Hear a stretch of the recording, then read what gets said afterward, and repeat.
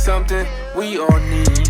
Gotta have it now if you wanna succeed. Striving, surviving, that's no doubt. Sticking together, we gon' find a way out. To all you young people, give it your all. To all you young people, give it your all. To all you young people, give it your all. To all you young people, give it your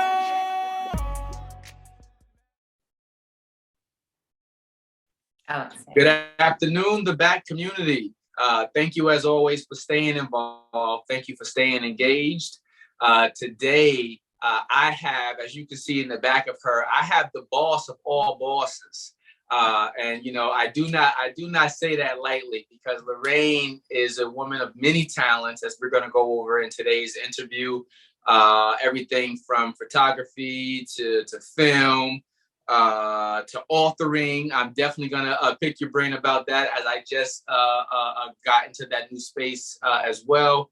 But first things first, the back community, our guest today is Miss Lorraine Toth, and I can't wait to dive into your story. Thank you for being on the back community, Lorraine. Thank you for having me. Hi, everyone. Yep. And let me see, just for a quick reference, I actually met Lorraine while she was dressed up as Wonder Woman at the event that the Red Bookshelf put together every Sunday down at the MVP Arena. I automatically, or right away, I knew that she was a special talent.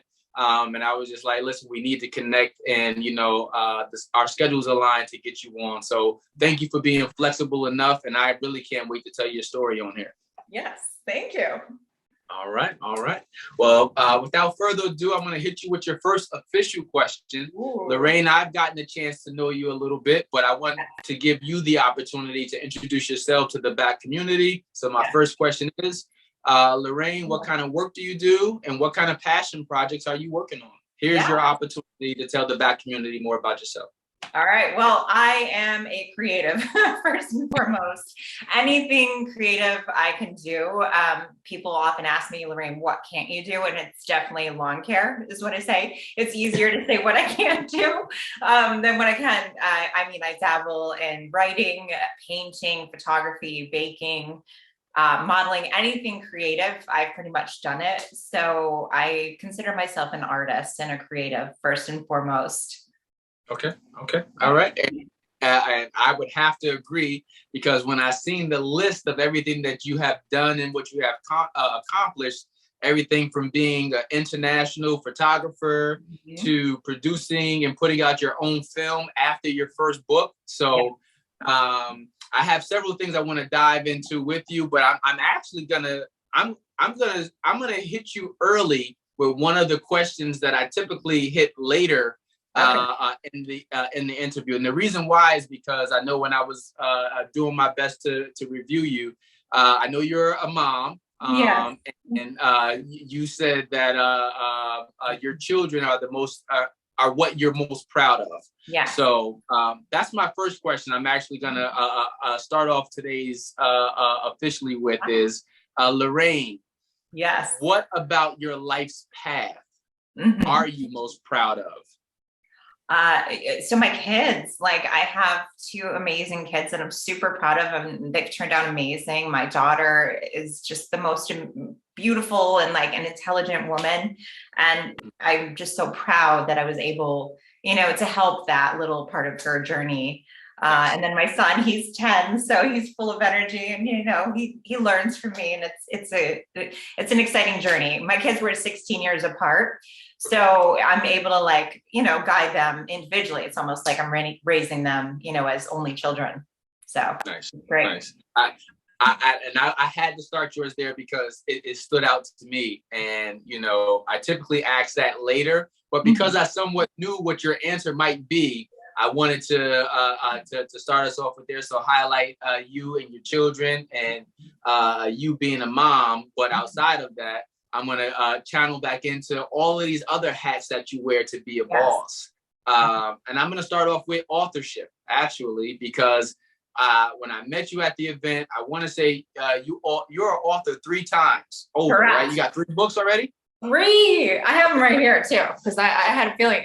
So guys, I have no idea what questions he's going to ask, but I got my 3 books. So yeah, 3 books that I've written over the years. Nice. So, yeah. Well, listen. Actually, I really want to find out if you could give me the title of the books, because one, I want all of the viewers to go out and to look at the books themselves as well. But what made you want to be an author? Did you always knew you wanted to be a writer? I didn't know I wanted to write books, but I've been writing in a diary and a journal since I was 12 years old. So I just have always liked writing, and I just feel like it's a great creative outlet. And I didn't realize until 2017 that I wanted to be an author. And once I started writing, books, it was like, wow, this is amazing. And I didn't take any formal training. So, you get better each book, I've noticed. Yeah. And I had to learn a lot of storytelling because, there's certain character arcs and parts of a journey when you're writing fiction versus nonfiction. So it's been interesting. I've learned so much.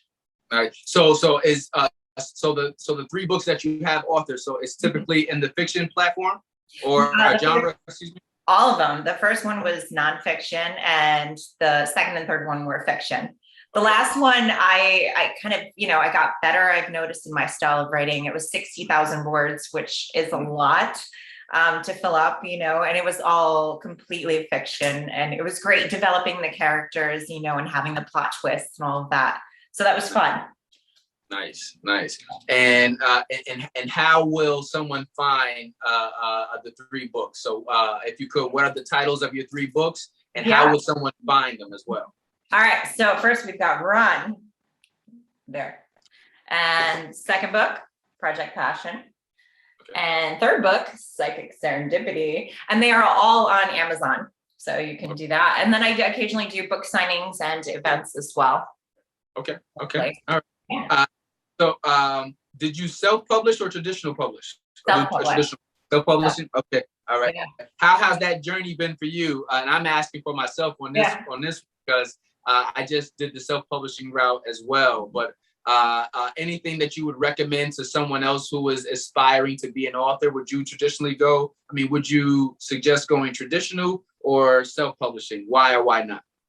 So I would say that depends on the person. If you are very determined and you're willing to put in the work, as far as hiring an editor and doing the layout yourself, and all of those things where you're putting up all that upfront costs, ordering your books, you're the one promoting yourself, you're the one booking book signing events. If you can handle that, then go. You can go non-traditional. But if you're the kind of person who just wants to write and then let someone else sell it and promote it, then, try to go the traditional, which is a lot harder. A lot of places require you to have an agent at this point. You can't just submit a book. So, for example, I tried submitting to Hallmark because I wanted my last book to be made into a Hallmark Christmas movie. And Hallmark doesn't accept open-end submissions. You need an agent to get in that little, back door, so to speak. So. Okay. And that's actually really helpful information. A lot of times people are asked, traditional versus self-publishing, but to be honest, it really varies on the person, whether or not it's like you said, if they're willing to do the work on the back end or on the front end.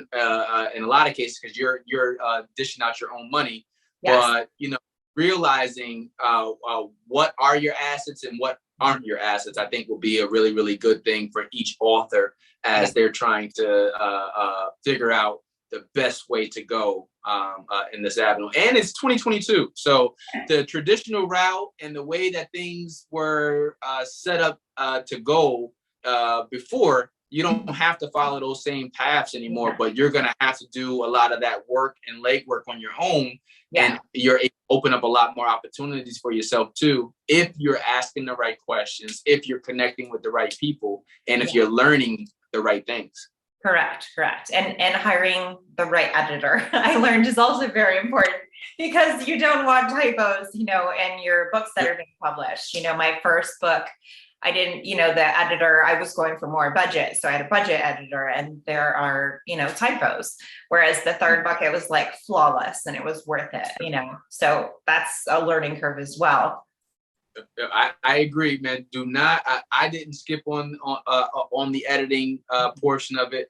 So a lot of times that's going to be one of the more expensive costs that you're going to have to pay up front.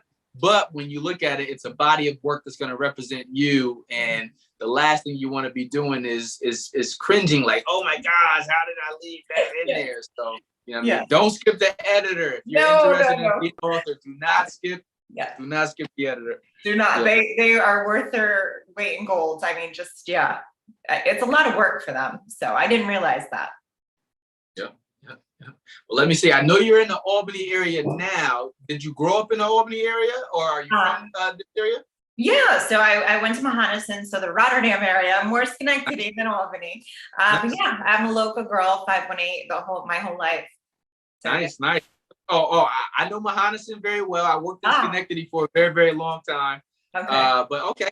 And like the beauty of here is that, I always highlight the Capital District area, Albany, Troy, Schenectady, Saratoga, Rensselaer, so so you are all encompassing in that. And what was life like for you growing up in the Capital District area? I mean, I felt out of place, I guess, in my high school. I kind of went my own way. I would just lock myself in my room and draw, and I was voted most creative in high school, just walked a different path. I wasn't with the jocks or anything, So I guess it was, it's small, Rotterdam is a small fish kind of area. Yeah. So I blossomed out of that. Okay.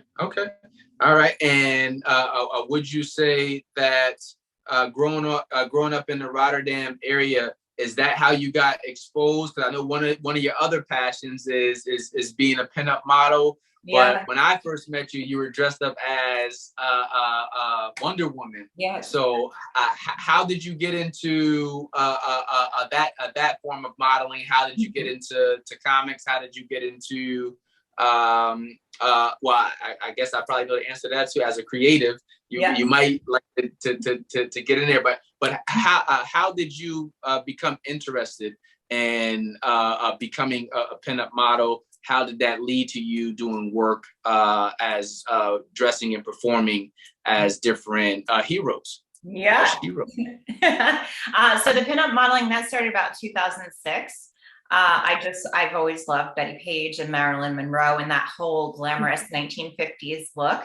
And so there was nothing like that around here, back in 2006 when I first started it. It was more of a California kind of thing. It wasn't very upstate New York at all, or even in this whole area, so I hired a photographer, I got my own, wigs and costumes, and had him take my pictures. And then from there, I just fell in love with that whole pinup makeover, that transformation, going from just everyday woman into a classic pinup model. So I started doing photo shoots for women and helping them transform and have that same experience.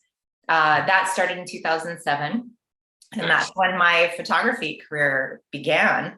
And for me, it's helpful to have I know what it's like on both sides of the camera. So I know what it's like to be in front of the lens and behind the lens.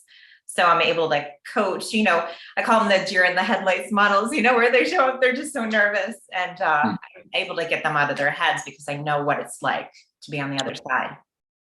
Yeah, I think that definitely has to offer you some unique perspective, being able to know what a good shot is going to look like, right? Yeah. Being able to say, trust me on this one. I promise you, this is the money shot. Trust me here. Yes. So, I can imagine that offers you not only credibility in what you're doing, but it also gives you another vantage point because you know what it's like on the other side of the lens. And now you're also creating these happy moments and experiences for people who want to see themselves in that light as well. So, yeah. I love that. Okay. I know I've done my job when the woman is crying, looking at her pictures, and she's like, thank you for making me feel so beautiful. So that's just such a rewarding experience for me. And I also photograph men too, though. So, I men or women. Listen, that's right. Say it is space photography is big.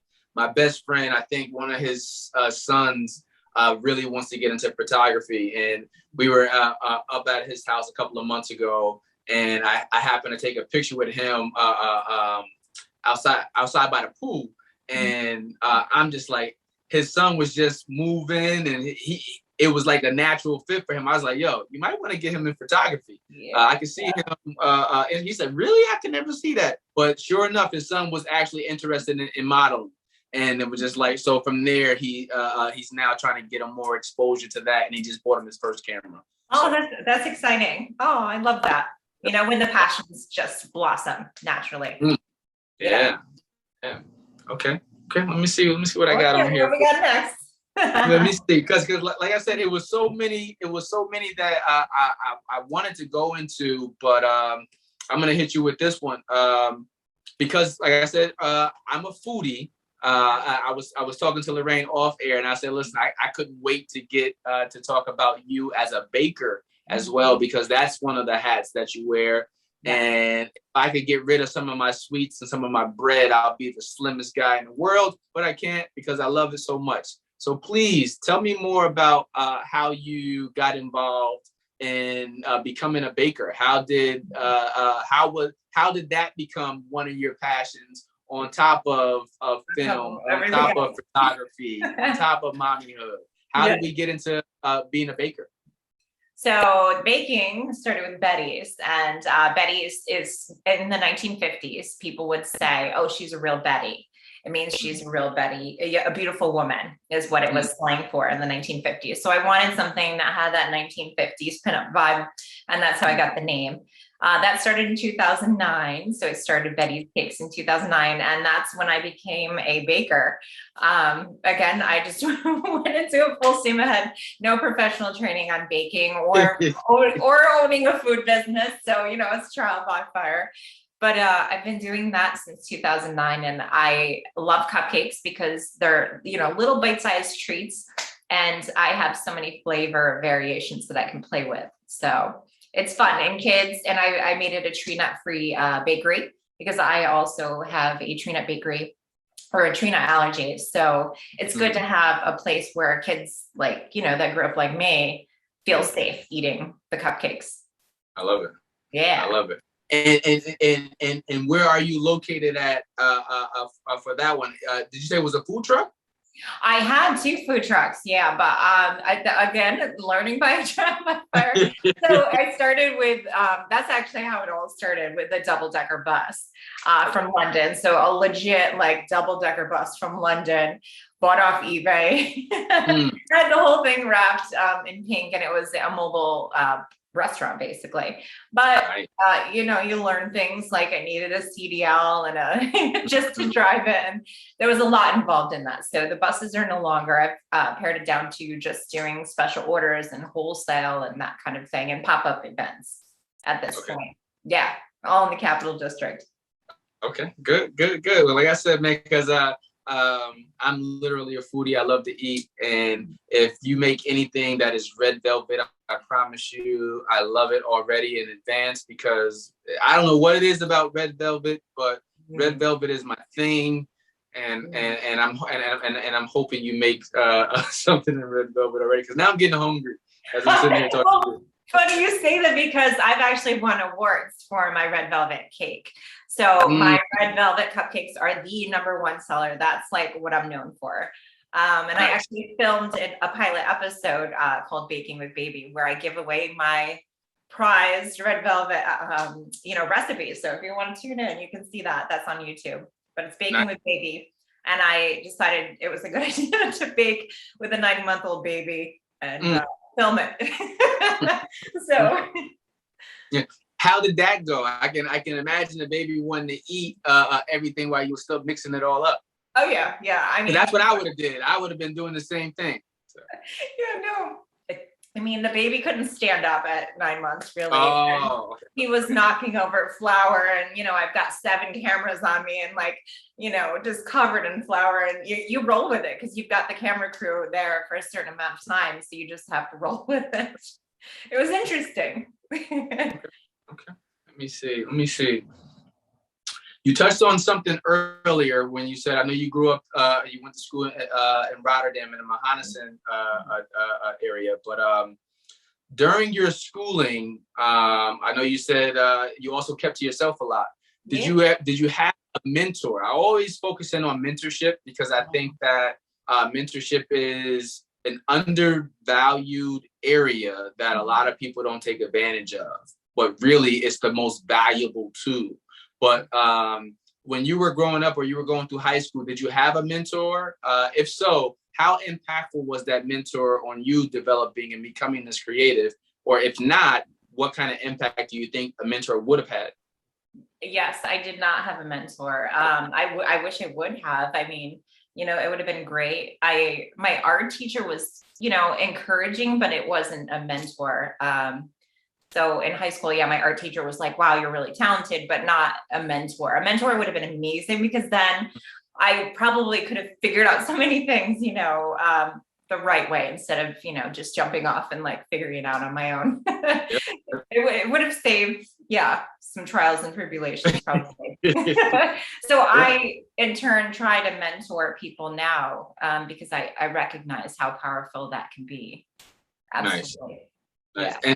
And it really is, it's really unfortunate that we always go after or we look for, well, are you paying me or job shadowing, mentors, those type of opportunities have always been really, really impactful for me because I might not get it up front, but I'm thinking for the long term. It's like, if I can gain these skills, these experiences, this know-how, it'll stop me from going through some of my pitfalls later. And I can learn vicariously through them instead of having to make those head-on mistakes sometimes. Right. But, absolutely. Yeah. Okay. All right. But so I know pinup modeling is different than actually dressing up as different characters. I don't know what the right word is for that. So if you see me fidgeting around this, Lorraine, it's because I don't know what the right words are for it, but I know recently, I've seen you dressed up as several different people. And I know when I met you in person, I was just like, I didn't know this was a thing until my friend put me onto Comic-Con. And I was just like, so what would it be called when you are dressing up as these different actresses that play in the movies? What would that be called? It's called cosplay, and don't feel bad because I didn't know what it was called either. So I recently got into cosplay. So it's basically costume play, cosplay, costume dress up, but it's called cosplay. So it's where you dress up as a character in a costume and you kind of embody that character. So I just started that in 2018. I didn't know what it was either. Before that it was only pinup, and this week alone, I think I've been 3 characters already. I've been Harley Quinn, Wonder Woman, and yesterday I was Megara from Hercules, the Disney movie. So yeah, it's a thing. Listen. So now I know it's called cosplay. Cosplay, when I started saying it earlier, I thought it was underneath the pinup modeling, but obviously it's not. So now I know it has its own area, and I know the name of it. So it's called cosplay. Because cosplay. Yeah. That's right? Yeah, cosplay. Okay. Yeah. Tomato. Yeah, okay.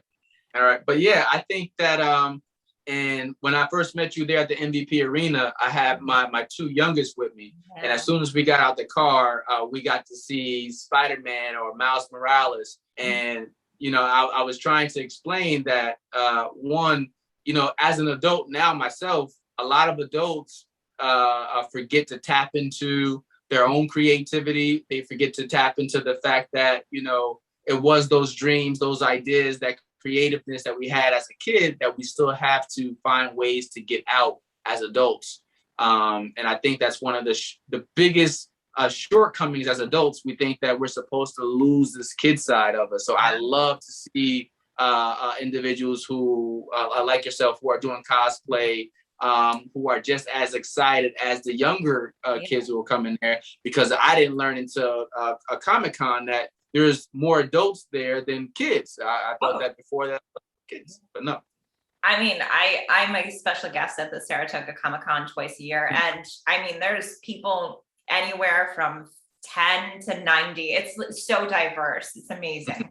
And it's a very accepting community. You know, people don't judge, which is what I really love about the whole cosplay community. Nice. Yeah. Nice. How has that, I know you said you just recently got into it, but was that a space as a creative that you always wanted to get involved in? But yeah, how has it been?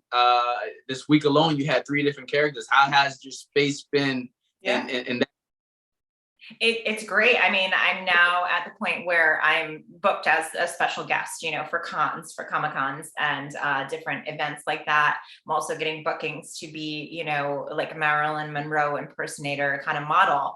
So it's great. I'm seeing all these different avenues, which are opening new doors that I never even counted on, you know? Nice. Let me see. Yeah. You got to get your questions. Do you give yourself permission to change? It almost seems like I know where you might go with this answer, because you have several different hats. But you know, as a boss, as a woman who's involved in all of these different aspects, do you give yourself permission to change? Why and why not? How does that look for you? Yes, absolutely. I give myself permission to change. You know, you can't put it in a box, and life will definitely, you know, go its own path. So I feel like if I was too structured, I would have missed so many opportunities. You know, because I mean, I was in high school thinking I was going to be an animator for Walt Disney, you know, so I've definitely given myself permission to evolve over life is more the way I look at it, and grow like a caterpillar turning into a butterfly is how I see it. Okay. Hey, well, the process of metamorphosis is a very, very hard process, but it's a necessary process. It is, yeah. In order to figure out, you know, what we, who we want to identify with, how we want to view ourselves, you got to go through the hard processes, just like that. So that metaphor of, or that metamorphosis, changing from a caterpillar to a butterfly, is all encompassing of all of your experiences that are going to make you into that butterfly. Yes, exactly. And have grace with yourself, you know, give yourself grace, and go with it. That is a word I have struggled with for so long, and I'm still struggling with now, but I'm a lot better with it now. My old pastor used to tell me this all the time. He used to say, "Hey, Ty," he says, "you know, God's grace is given freely to anyone and everyone." I was like, "You mean to tell me someone can be doing less amount of work than I am to try to help everybody, and they still get the same grace?" And just like he said, "Yeah." I said, "I don't like how this is." I don't like how this is. But understanding to give others grace, you also have to first to extend it to yourself. So to say, you know, I may have said that, you know, I wanted to be a chef, but, you know, things have changed. I no longer want to be a chef. And now I have to give myself permission to be able to do that. But I got to give myself grace that I'm going to constantly evolve. So what it is that I want to do, how I want to be involved, is going to change too. Exactly. And you can fail and still get back up and do it over again. Give yourself that grace to try again. You know, look at Addison, right? What was it, 10,000 tries or something? So give yourself grace. Okay. Okay. Let me see. Ooh. This one here is, I'm gonna get a chance to tap into the younger Lorraine. So I always ask this question. It sounds weird coming out because you're speaking in third person. But thinking of the younger version of Lorraine, what is something you wish, what is something you wish someone would have told your younger self? Now that you're older, now that you've gone through experiences, now that you've matured, what is something do you think the younger version of you needed to hear? Patience. Probably have patience, Lorraine. You know, you can't rush it. Have patience, I think would have been nice. And to not try to fit in a box. It's okay not to be that 9 to 5 girl. It's okay to be the artist, the creative, spontaneous. Because, I guess the younger me thought I had to have that white picket fence dream and a 9 to 5 job and, the house, the husband, but it's okay. You don't need to. You don't have to be in a box. So I think that would have been a good lesson for younger Lorraine to know. Okay. Yeah. I actually, I think that's a lesson that all of us are still figuring out too. I mean, this idea of confining ourselves to one particular way of thought. Now in 2022, where there's so many more entrepreneurs, I mean, during COVID alone, the boom or the exodus from people leaving their traditional jobs to totally investing in themselves are such high numbers that they've never been at before. But being able to say, I want to do what it is that I'm passionate about. I want to do what it is that I love. I want to work for myself. I want to build for myself. And I think we have those spaces a lot more now. And it's not frowned upon as much when you come to the table and say, well, you know what? I don't want the traditional white picket anymore. And they're like, well, what do you mean? It's like, well, I don't. Actually, I want my fence to be brown. And, I want a giraffe in there. And then I want a pool in there. And then, so. Absolutely. And quality of life, I think a lot of people learn, like I'm not going to spend an hour a day commuting to work. No, I'm going to work for myself at home. Yeah. Nice. That actually, I'm glad you just said quality of life. That leads me to my next question. How do you maintain a healthy work-life balance between being a mom, between being a mompreneur, you know what I mean, and all your different hats? How do you maintain a healthy work-life balance? Yes.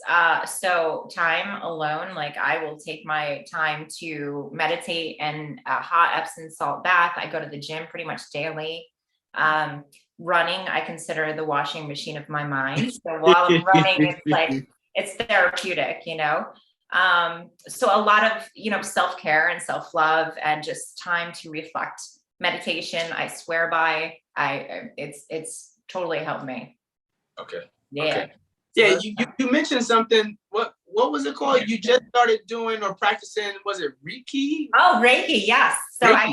I got certified in Reiki in 2014 because I wanted to understand how our thoughts and energy can affect us. So it's all energy based, so it's the theory of like attracts like, and, if you're so negative, it's going to eat at you and it causes dis-ease. So disease. So I was fascinated and I got certified in Reiki. Yeah. Nice.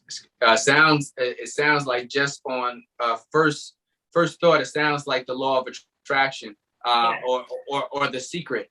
It sounds like, what you put out in the world is the energy that you'll be bringing back towards yourself as well. And understanding that energy does exist. Yes, so. Completely. Okay. That's exactly what it's like. Yeah. So I've learned to harness that in my own life and I call it manifesting, So, yeah. Okay. What is it? They have, what is the word?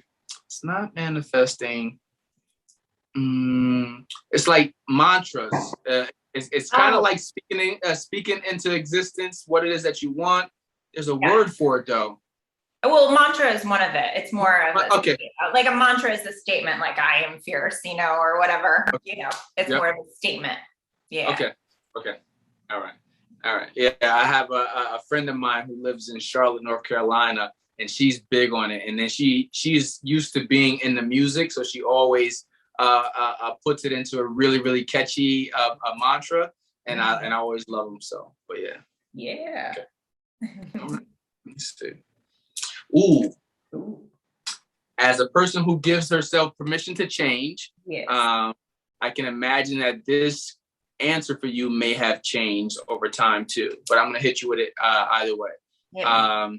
How do you define success? If you were to define success for you, how would you define success? What does it look like? Success for me would be happiness. Like, am I fulfilled? Am I happy? How is my quality of life? If those pieces of the puzzle fit in, I feel successful. For me, it's not about the financial gain. It's more like, am I happy? You know, that's always my question. Does this make me happy? How does this make me feel? You know, am I in alignment? So if I feel like I'm in alignment, then I feel successful. Nice. Yeah. Nice. Okay. All right. Listen, once again, I think that is something we take for granted. I think that we take it for granted. And so I appreciate your answer, because being happy and being content is very important in a world where we live in a microwave society, where we want what we want, what we want, what we want, what we want, what we want. You know, but does it ever really give you that edifying happiness that you just spoke? Yes. I've not heard that before. The microwave society. So it's kind of like that whole instant gratification. Yes. Right. Okay. Gotcha. Oh, nice. Yep. Yeah. And we want it when we want it. So, you know, I want it yesterday. I want it now. Give it to me. Everything that we want isn't always in alignment with what it is that we need. Right. Correct. You have to walk that journey. Yeah. Well, let me see. Coming from the Schenectady area or Rotterdam, and you can choose any place: Albany, Schenectady, Troy, Rotterdam, wherever. What is your favorite place to visit in the Capital District, and why? In the Capital District. I mean, I love Saratoga because that's where I started my cupcake business, and just the liveliness of Broadway. It's very beautiful. It's very scenic. There's a lot of great photo shoot spots, which are always important to me. And that's actually where I was shooting yesterday. So in Congress Park. It's just so beautiful, you know, with like yesterday I was shooting in Congress Park with Greek columns that were just gorgeous, and a water fountain, and, you know, it's beautiful. So I would say Saratoga. Okay. Yeah, I mean, that is a really good choice. Saratoga is a really good choice, man. Saratoga it's a school not too far away from there, which was actually going to be my first choice when I was going to undergrad. Why am I drawing the blank right now? Skidmore. Is that what you're going to say? Skidmore. Yeah. Great artsy Yep. school. Yeah. Yep.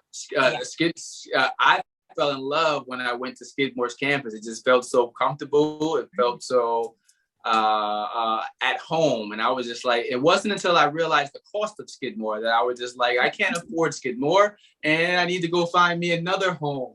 Yes. Yeah. But it led me to the greatest school I like to say in the world is Johnson C. Smith at HBCU in Charlotte, North Carolina. But my first one I fell in love with was Skidmore. Skidmore. That's interesting. Yeah. And let me see. As a mompreneur and entrepreneur, do you feel like entrepreneurship is something that should be taught in middle schools and high schools? Why or why not? Oh, absolutely. Yeah. I mean, kids, you know, just learning how to manage budgets, and that it's okay to start your own company, and how to, you know, hire and get employees and work ethic. Yeah. None of those things are taught, you know, and it's so important. We shouldn't have to figure it out on our own, or, you know, have to learn that in college with business courses. It should come early on. I mean, you can start a job, you know, your own business. There's 10-year-olds with YouTube. Yeah. I mean, absolutely. It should be taught in middle school. Yeah. Okay. All right. Listen, my final question for you is,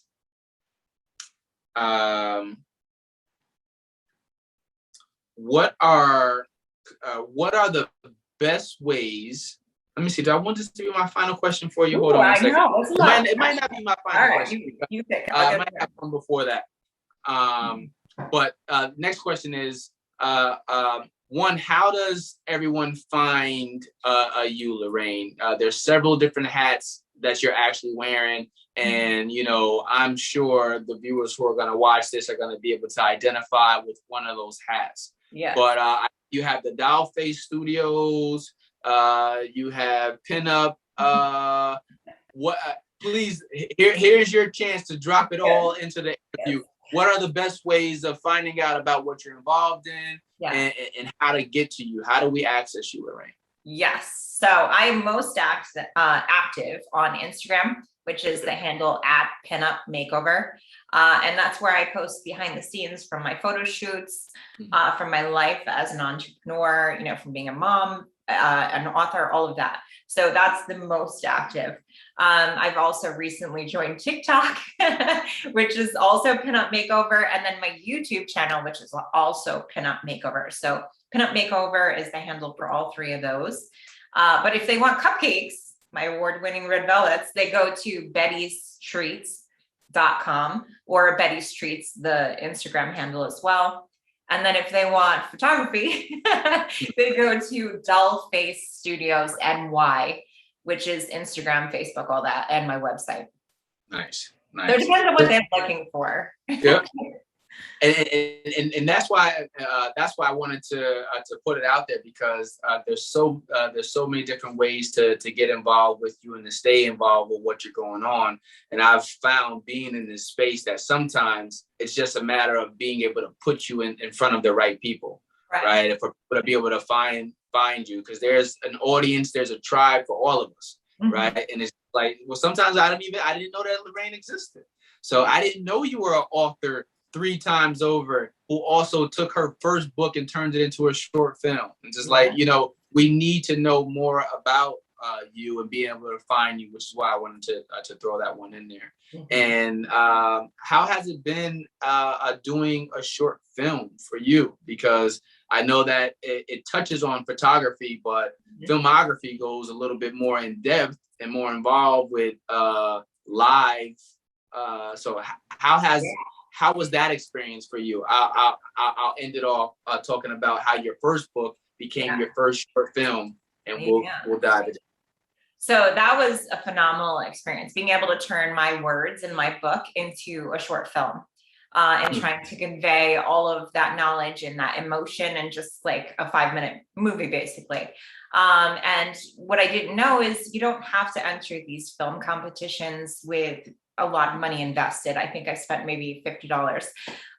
So I just used an iPhone. We filmed, we got the shots, and then we edited it down, submitted it to film festivals, and I ended up winning an award. So if there's something you want to do and you think, oh, I can't afford that. No, I mean, there's ways around it, So if people are aspiring filmmakers, go for it. You start out with film festivals, you just pay the submission fee, and you get access to all of this. And to have that, title, on your resume, like award-winning filmmaker, it's going to open some doors. Absolutely. Yeah. Nice. So okay. I want people to know that, because I thought, oh my God, I can't afford to make a short film. Well, yes, you can. Do you have an iPhone? Yes. Okay, go for it. Yeah. And I'm glad you just said that, because like I said, you don't need a huge budget. No. You don't have to have massive resources, but as long as you have that creative spark, that's what you need. Be resourceful with what you got. I have a friend who started a company called Earn Your Leisure, and it's really big all over the place, and they're talking about finances and all of these spaces and avenues, but it started with a device just as simple as the iPhone. Yeah. Just like, so take the resources. I like that you just said that. Take the resources that you have available to you, utilize them, and allow those to be your mouthpiece. Yes. And if I may, don't give yourself excuses, instead of saying, oh, I can't afford that. No, find a way.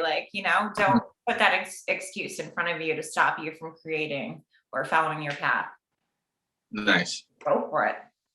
Okay, boom. And as we do the mic drop, I want to say, Lorraine, thank you very much for being a guest on the Back Community.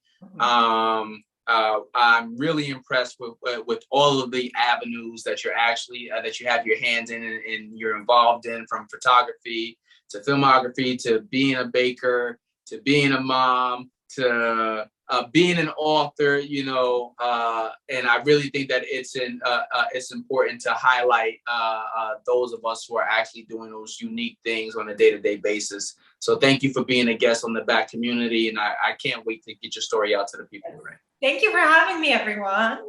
And we gotta give you some red velvets. I need you to try my award-winning red velvets. Yes, So, yes. yeah. Next time I'm in town, we'll make it happen. Okay, we'll make it happen. Okay. Well, thank you again for your time. All right. You're totally welcome. I'll see you next time. Okay. Bye, everyone. Bye-bye. Keep climbing up the ladder. A Black Lives Matter. It matter. Matter. So all you young people, give me all. So all you young people, give me all. So all you young people, give me all. So all you young people, give me all. Matter, matter.